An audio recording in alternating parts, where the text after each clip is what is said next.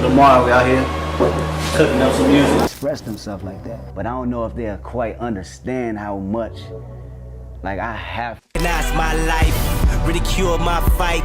Kendrick Lamar isn't just another rapper. He's a symbol of transformation, revolution, and raw, unapologetic truth. His story isn't just about music, it's about survival, artistry, and a relentless pursuit of greatness. In the world of hip-hop, there are legends, and then there's Kendrick. This isn't just his rise, it's a journey that shook the foundations of an entire industry. Born in Compton, California, Kendrick's life was shaped by the chaos of the streets, the contradictions of fame, and the echoes of a generation looking for a voice. But what sets Kendrick apart? It's the way he turned his pain into poetry, his survival into an anthem. A voice that started from the alleyways of Compton would soon reign supreme over the throne of hip-hop. In the beginning, Kendrick was just a kid from the block spitting fire on mixtapes. But even then, there was something different about him. His delivery wasn't just raw, it was revolutionary. With his first major mixtape Overly Dedicated, people began to take notice. But it was Section .80 in 2011 that showed the world the true power of Kendrick Lamar. The album wasn't just a collection of songs, it was a blueprint for what hip-hop could become. Each track was an intricate blend of storytelling, social commentary, and musical mastery. He wasn't just rapping, he was dissecting life, racism, and the American experience all through the lens of his personal struggles. But if you thought Kendrick's rise was smooth, think again. The music industry wasn't ready for what he was about to unleash. At one point, he found himself facing every obstacle that could have crushed a lesser artist, labels, critics, even the expectations of a fan base that was hungry for greatness. But Kendrick never wavered. Enter Good Kid, M.A.'d City. Released in 2012, it wasn't just an album, it was a cultural reset. The world finally understood what Kendrick was capable of. Tracks like Swimming Pools, Drank, and Bitch Don't Kill My Vibe weren't just radio hits. They were anthems of an entire generation. And let's be real, every word Kendrick spit on this album came from the trenches. It was a gritty, honest portrayal of what it was like to grow up in Compton. But it wasn't just about street tales. It was about Kendrick's personal evolution, a young man trying to survive in a world that seemed stacked against him. But the story didn't end there. Kendrick wasn't done changing the game. His next move? To Pimp a Butterfly, a masterpiece that shattered all expectations. This wasn't just another rap album, it was a sonic exploration of race, identity, power, and the inner turmoil of being a black man in America.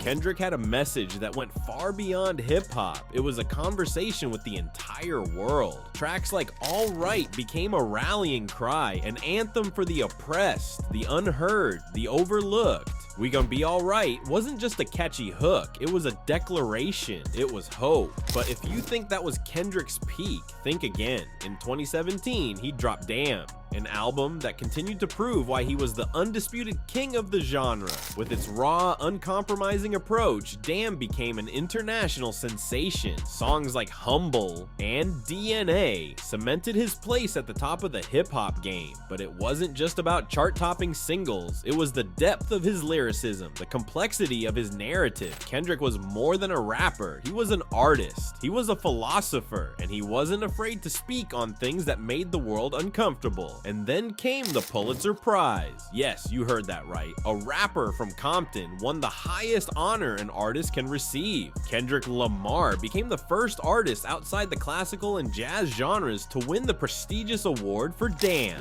In that moment, Kendrick wasn't just hip-hop's greatest. He was America's poet, a voice of the unheard, a storyteller for the ages. But why does Kendrick's rise matter? Why is his journey so powerful, so monumental? It's because Kendrick Lamar embodies the struggle of every person trying to rise above the circumstances that are set against them. His ascent to the throne of hip-hop isn't just a personal victory, it's a victory for the underdog, for the misunderstood, and for anyone who's ever had to fight for their voice in a world that tries to silence them. Kendrick doesn't just rap about his experiences, he crafts narratives that speak to a deeper, universal truth. His work forces you to look at the world through his eyes, and it challenges you to understand understand the systemic issues that plague society. He's not just a storyteller, he's a cultural architect, laying down blueprints for a new era of artists who see their platform as a weapon of change. And the controversy, it's inevitable. Greatness always attracts opposition, and Kendrick has faced his share of criticism from those who don't understand his method of mixing art with activism, to those who can't accept a young black man reshaping the genre in ways that make people uncomfortable. He's spoken out on issues like police brutality, racial inequality, and mental health,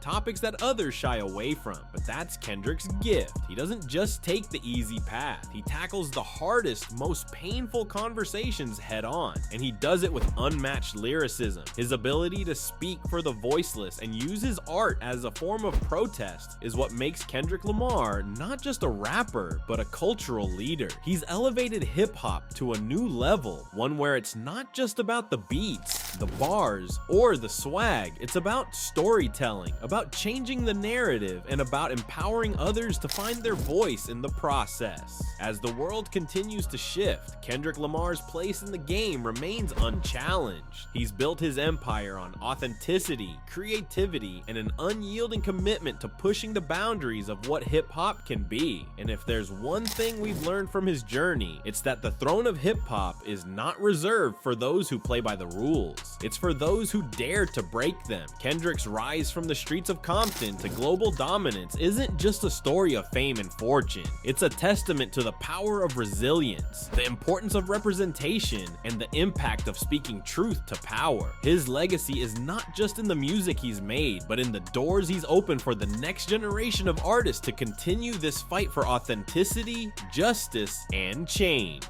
So next time you hear Kendrick's voice booming through your speakers, don't just think of it as a soundtrack to your day. Recognize the profound influence he's had on shaping not only hip-hop, but the cultural landscape itself. Because when Kendrick Lamar spits, the world listens, and that, my friends, is the power of the throne.